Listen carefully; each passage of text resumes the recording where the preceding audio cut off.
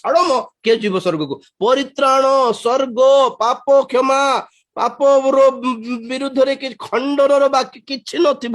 ଯେଉଁ ଯେଉଁ ସଭା ମାନଙ୍କରେ, ଯେଉଁ ଯେଉଁ ମଣ୍ଡଳୀ ମାନଙ୍କରେ, ଯେଉଁ ଯେଉଁ ବକ୍ତା ମାନଙ୍କ ପାଖରେ ପାପକୁ ଖଣ୍ଡନ କରିବାର ପ୍ରଚାର ନାହିଁ, ସେମାନଙ୍କର ସବୁ ଫେଷ୍ଟିଭାଲ ସବୁ ଡୁପ୍ଲିକେଟ ଫେଷ୍ଟିଭାଲ ଅଟେ।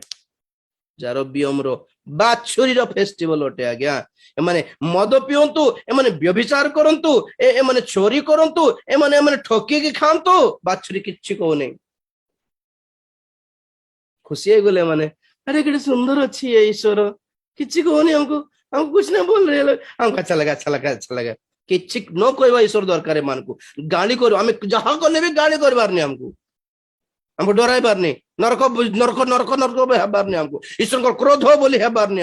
ଆମେ ଯାହା କଲେ ବି ଆମକୁ କହିବାର ଅଛି God loves you brother, God understands, ପ୍ରଭୁ ବୁଝନ୍ତି, नो प्रॉब्लम, ଏମିତି କହିବା ଲୋକ ଦରକାର। ଦ୍ୟାଟ୍ସ ବାଛୁରୀ, କିଛି କହୁନଥିଲା ସେମାନଙ୍କୁ।